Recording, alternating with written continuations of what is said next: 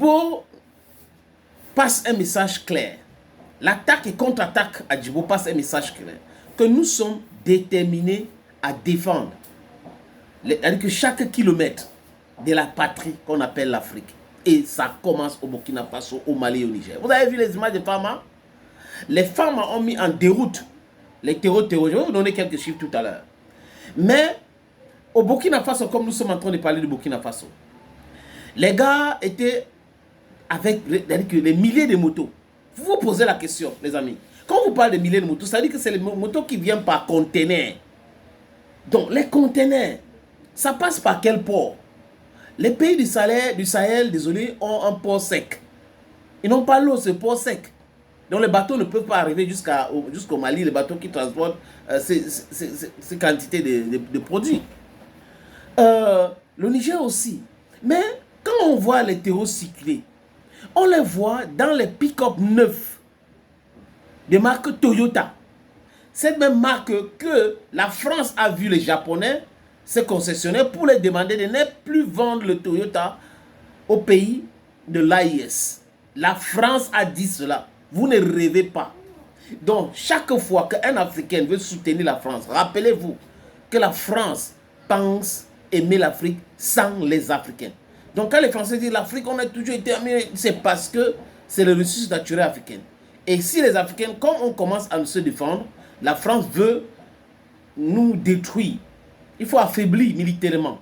Et là, ça sera trop facile pour cette France donc, de nous mater avec les armes et autres. Mais tant qu'on a des vraies relations, des vrais partenariats avec la Russie, surtout la Russie, je ne parle pas de la Chine parce que la Chine est dans les affaires, et aussi de la Chine, qui sont les relations sincères, équilibrées, je préfère que la Chine vienne nous dire, pour construire ceci, pour construire cela, votre matière première, on va exploiter et on va prendre 10% ou 15%. Ça, c'est clair. Ça, ce n'est pas le banditisme dans les accords économiques. Que la Russie nous dit, on va vous donner tous les armes que vous voulez et en contrepartie, vous allez nous donner 20% de votre matière première. Là, c'est encore compréhensible.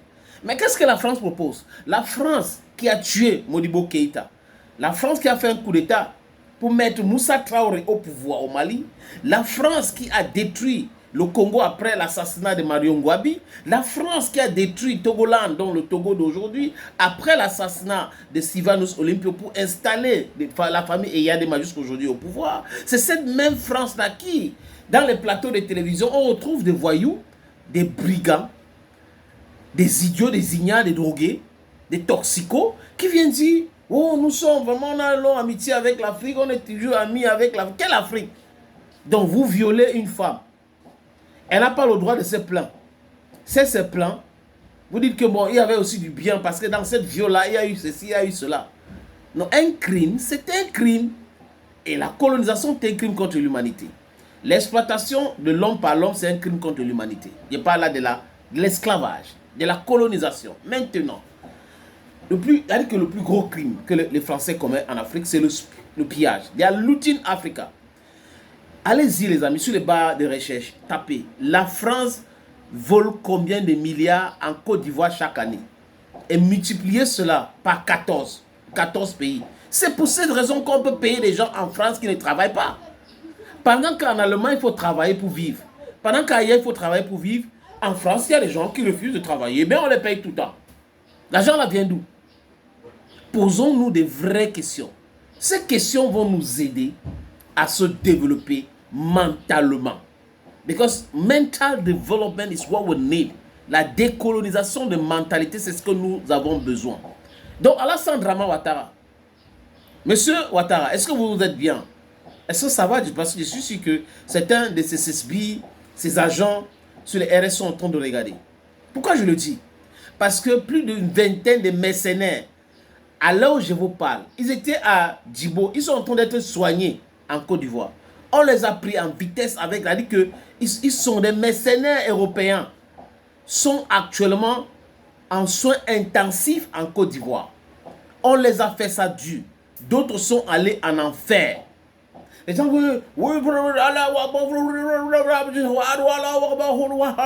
bandits comme ça. Et ils étaient encadrés par les Otaniennes.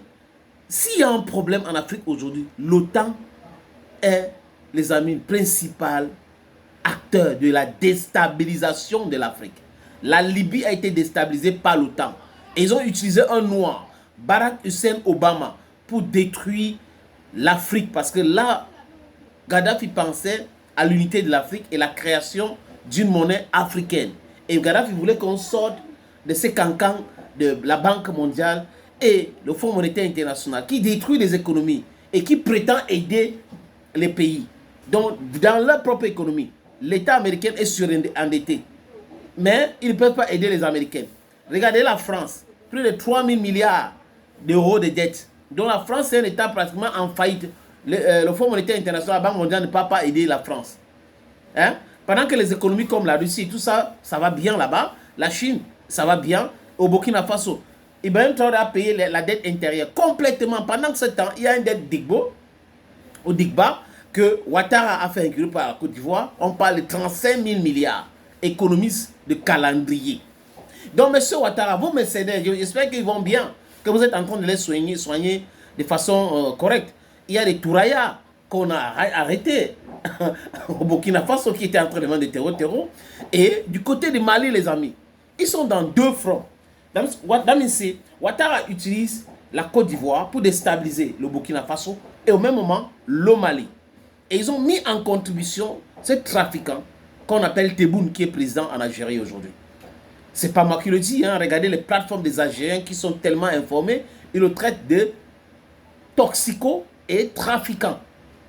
Donc, comme le Mali, depuis Modibo Keïta, ils ont essayé de déstabiliser, de faire des trucs, c'était les vaches à l'air, l'Algérie ou les autorités algériennes, parce qu'il faut distinguer, les amis, entre le peuple africain et les dirigeants corrompus.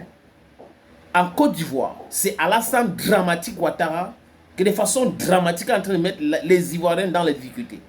Et tous les Ivoiriens, dans leur immense majorité, sont contre Alassane Dramane Ouattara. Quoi que vous voyez là, les manipulations des médias et autres. Et aussi en Algérie, des Algériens sont contre les agissements de Tebboune. Tebboune n'est pas représentatif. Tebboune fait du tebounisme. Tebboune est en train de travailler pour spolier les ressources maliennes. C'est ça, Tebboune. Les amis, 12 000 explosifs ont été saisis entre les mains des terreaux. Et c'est venu de la Côte d'Ivoire. C'est venu de la Côte d'Ivoire qui est gérée aujourd'hui par qui? Par Alassane Dramatique Ouattara. C'est de ça qu'il est question, les amis. Donc, on n'est pas dupe. On sait ce qui se passe. M. Ouattara a envoyé des gars là-bas avec des et tout, les armes, les motos, les téléphones et tout. Mais, qu'est-ce qui se passe-t-il? M. Ouattara, ils vont comprendre, vous allez comprendre que les Africains d'aujourd'hui ne sont plus les Africains d'hier.